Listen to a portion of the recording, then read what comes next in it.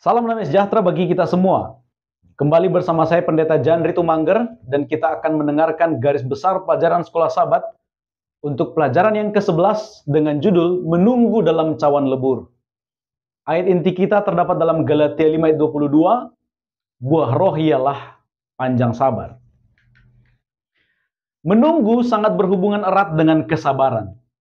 Dan kesabaran akan menentukan tindakan apa selanjutnya yang akan kita lakukan. Para ilmuwan melakukan percobaan kepada anak-anak berusia 4 tahun. Kepada beberapa anak diberikan masing-masing 1 permen. Dan para ilmuwan katakan, jika mereka menunggu ilmuwan itu untuk kembali, jika mereka sabar, maka ilmuwan akan memberikan kepada mereka 2 permen sebagai upah karena mereka bersabar.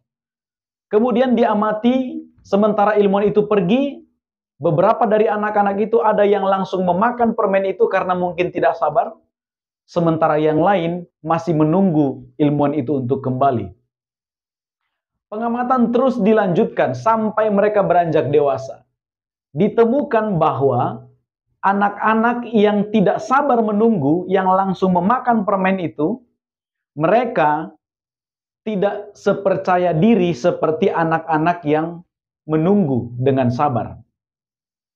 Mereka yang dapat menunggu dengan sabar, mereka memiliki penyesuaian diri yang cepat terhadap lingkungan mereka, terhadap hal-hal baik yang mereka dapati dalam lingkungan mereka. Dan mereka lebih baik dan lebih percaya diri. Dari percobaan ini kita melihat bahwa kesabaran menghasilkan sesuatu yang penting bagi karakter manusia. Itu sebabnya mengapa Tuhan meminta kita untuk mengembangkan kesabaran di dalam diri kita. Karena kesabaran akan membawa hasil yang baik bagi karakter kita. Lebih lengkap, mari kita ikuti garis besar pelajaran berikut ini. Menunggu dengan sabar bukanlah hal yang mudah untuk dilakukan. Termasuk menunggu jawaban atas doa-doa kita. Karena sementara menunggu, kita dapat terguncang. Kita dapat menjadi terluka dalam waktu-waktu sementara menunggu. Kita bisa menjadi sedih atau bahkan sangat menderita. Dan dalam situasi seperti ini, seringkali kita gagal untuk mempercayai Tuhan. Kita mungkin bertanya, mengapa Yesus menunggu sangat lama untuk datang kembali, bahkan sampai sekarang belum datang untuk menyelesaikan masalah dosa. Sudah terlalu banyak penderitaan yang terjadi, tapi mengapa tidak segera diakhiri? Untuk menjawab pertanyaan ini, kita perlu mengingat satu hal. Tuhan memiliki waktunya sendiri. Dan kita juga harus paham, sementara Tuhan belum datang, karena memang Tuhan memiliki waktunya sendiri, maka ini juga adalah kesempatan bagi kita sebagai bentuk kesabaran Tuhan menunggu kita untuk bertobat. 2 Petrus pasal 3 ayat 9 dan 15 katakan, kesabaran Tuhan memberi kesempatan kepada kita untuk bertobat, karena Tuhan tidak ingin ada dari kita yang binasa. Jika demikian, kalau Tuhan sabar dan memiliki waktu yang terbaik untuk kita, maka Tuhan juga menginginkan kita untuk bersabar menunggu waktu Tuhan yang terbaik itu. Sekalipun itu berat untuk menunggu. 2 hal yang Tuhan berikan bagi kita sehingga kita dapat menunggu dengan sabar. Yang pertama ditulis dalam Roma 15 ayat 4. Penghiburan dari kitab suci. Mari kita membaca Alkitab. Alkitab berisikan banyak sekali kisah tentang Tuhan yang selalu menyediakan pertolongan tepat pada waktunya.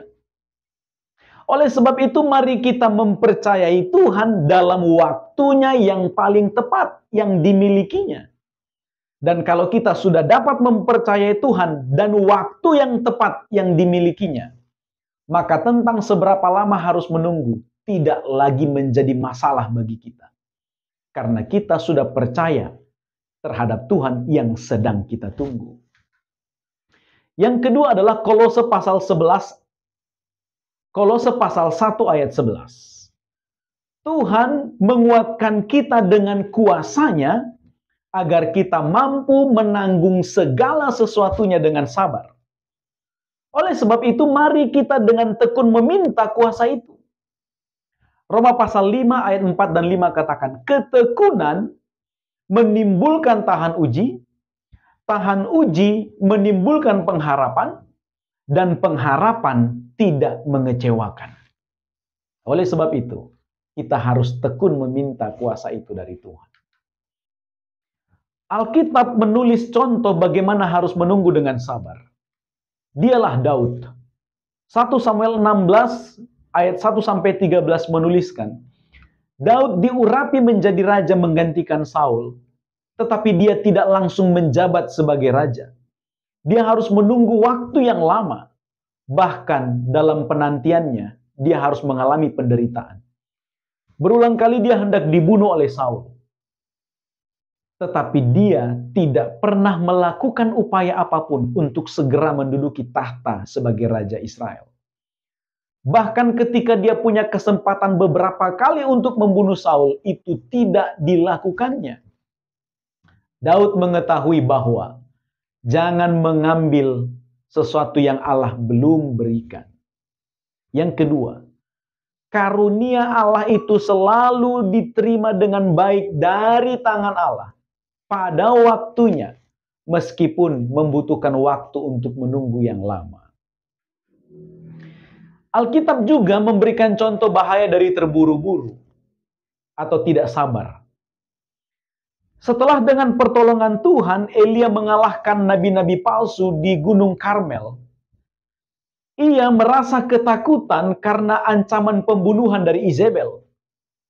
Dia lari terburu-buru untuk menyelamatkan nyawanya. Dia ketakutan sampai dia lupa bahwa ada Tuhan sebagai tempat perlindungannya. Ada pelajaran penting yang kita dapat dari sini. Ketika kita terburu-buru, kita akan berada di tempat yang salah atau dengan keputusan yang salah. Ada beberapa contoh lain di dalam Alkitab tentang terburu-buru, dan itu bukan membuat masalah selesai, melainkan semakin bertambah besar. Yang pertama adalah Abraham ketika dia mendengar kata-kata Sarah untuk mengambil Hagar demi membangun keturunan.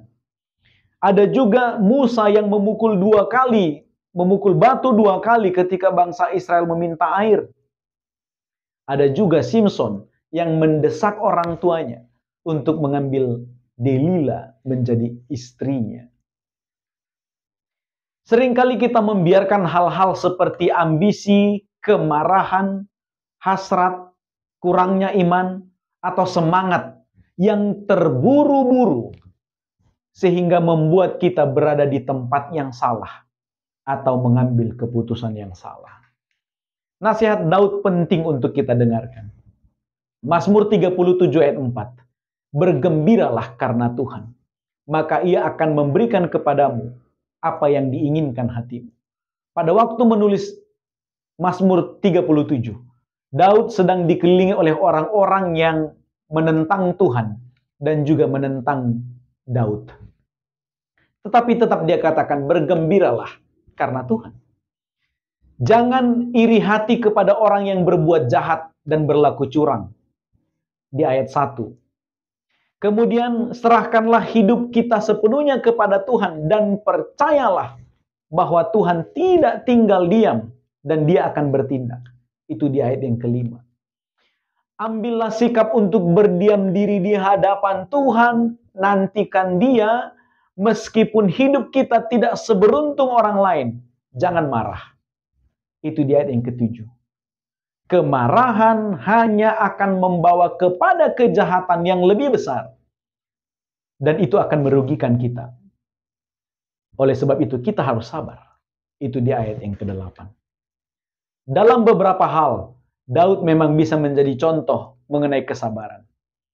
Namun contoh sejati mengenai kesabaran, dialah Yesus. 1 Petrus 2 ayat 21-23 katakan, sebab Untuk itulah kamu dipanggil. Karena Kristus pun telah menderita untuk kamu dan telah meninggalkan teladan bagimu, supaya kamu mengikuti jejaknya. Ia tidak berbuat dosa dan tipu tidak ada dalam mulutnya. Ketika ia dicaci maki, ia tidak membalas dengan mencaci maki. Ketika ia menderita, ia tidak mengancam, tetapi ia menyerahkannya kepada Dia yang menghakimi dengan adil. Inilah garis besar pelajaran sekolah sahabat kita. Biarlah kita dapat belajar dan juga mendapat berkat dari pelajaran ini. Selamat belajar, selamat berdiskusi. Tuhan memberkati.